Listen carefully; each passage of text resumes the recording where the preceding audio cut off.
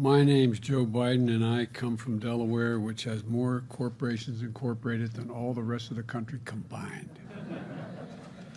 And I know of the Business Roundtable because in the days when I first ran for office, in 1972, for the United States Senate, the DuPont Company was the 8th largest corporation in America. As they say in Delaware, they were the good old days. But all kidding aside, thank you for having me. You're a hell of an organization. I appreciate it. And I want to thank you, Josh. We've known each other a long, long time. And, I've hosted CEO roundtables, in the White House, including with many of you over the years. And we've worked together on the American Rescue Plan, on COVID, on infrastructure, supply chain, innovation, climate, clean energy, reducing cost, and a whole lot more. And our strategy has worked, I believe, and I think it's still working. 6.7 million jobs last year, the most ever created in 1 year. On more than 7 million now, 678,000 created just last month, in 1 month. Unemployment down to 3.8%. Our economy grew at 5.7% last year, and the strongest in nearly 40 years. And we reduced the deficit. I want to say it again. We reduced the deficit by $360 billion last year, notwithstanding all that I hear on some channels when I turn them on. And we're on track to reduce it by over $1 trillion this year. And that groundwork has positioned our economy to deal with the global problem of inflation, which is real. A lot of people are being hurt by it. And it's underscored that America is a great place to invest. Intel is investing $20 billion in semiconductor campus in Ohio. I think, Mary, GM is investing about $7 billion in new plant equipment. And Ford, I think, is doing $11 billion. The point is, these are history-making investments to build electric vehicles here at home. We've seen record electric vehicle sales along with records in solar, wind, and battery storage as well. And the sector after sector, we're making it in America again. And that's what my overwhelming objective is, to make it in America. With the infrastructure law, we're going to keep building millions of good-paying jobs, and they're real jobs.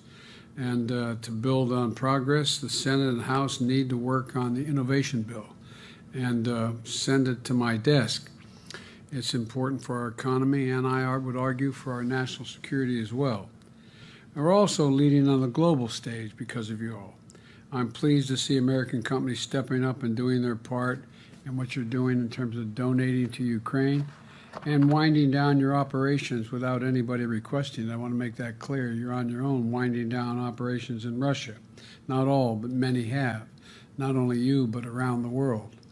And for the first time on that subject, let me say this. For the first time that Putin began massing troops along the Ukrainian border, I called for an emergency meeting of NATO in Europe to make the case that we had to be united.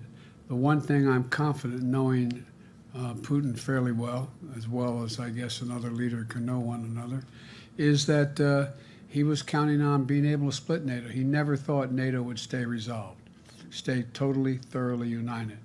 And I can assure you, NATO has never been stronger or more united in its entire history than it is today, in large part because of Vladimir Putin. And in response to his aggression, there has been, we presented a united front throughout NATO and in the Pacific. The Quad is, with the possible exception of India being somewhat shaky on some of this, but Japan has been extremely strong, so has Australia, in terms of dealing with Putin's aggression. We presented a united front throughout NATO and the Pacific, and you did a hell of a lot to help us impose sanctions and incur real cost on the Russian economy. And we're seeing now that it mattered. It was really important what you all did, not every one of you, but I'm not suggesting you all had to, but those of you who did step up, it made a big difference. And And I'm personally, as president, grateful for that. But because our response is working, because the Ukrainians are fighting so valiantly and using the equipment we've given them, and the United States alone has committed over $2 billion to NATO. The idea that they don't have enough sophisticated equipment is just simply not accurate. And I'm not going to take the time to go into all the detail here, but the point is they have every equipment, every piece of equipment that makes rational sense based on our military and NATO's military for them to be able to do what they're doing. And they're wreaking havoc on the Russian military, whether it's their tanks or their helicopters or their aircraft. And if you notice, they've just launched their hypersonic missile because it's the only thing that they can get through with absolute certainty.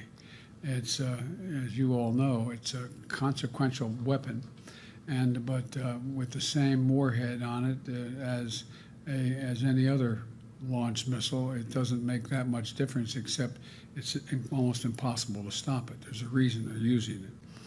And now Putin's back against the wall. He wasn't anticipating the extent or strength of our unity, and the more his back is against the wall, the greater the severity of the tactics he may employ.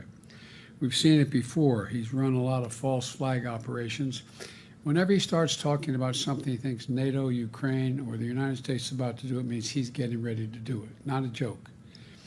You may recall, I said this to a few of you this morning, that I was able to declassify a whole range of operations that they were about to engage in without sacrificing sources and methods.